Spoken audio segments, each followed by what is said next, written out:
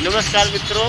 तो हम लोग पहुँचे हुए हैं बहुत कलकत्ता का प्रसिद्ध हुगली नदी पर स्थित रविंद्र सेतु, जो हावड़ा ब्रिज के नाम से प्रसिद्ध है। यहाँ से ये हम हावड़ा ब्रिज के ऊपर सड़क पे खड़े हैं, इसलिए जो इसकी एक्चुअल कलाकृति है वो हमको नज़र नहीं आ पा रही है।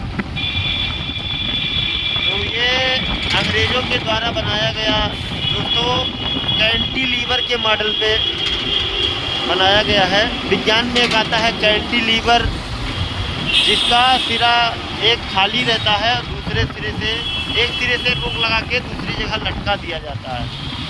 तो दोनों सिरों से कैंटिलीवर बना के लटका दिया गया है, जिसमें ये ब्रिज टिका हुआ है।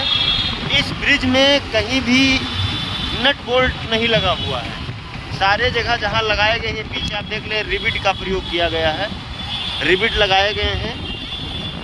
तो इस ब्रिज के नीचे से जो बड़े बड़े जहाज हैं, मालवाहक जहाज, वो भी गुजर सकते हैं, क्रूज गुजर सकता है। इसी अवधारणा को लेकर अंग्रेज़ों ने बनाया था कैंटिलीवर टाइप का ब्रिज, जिस पे हम लोग आज उपस्थित हैं। धन्यवाद।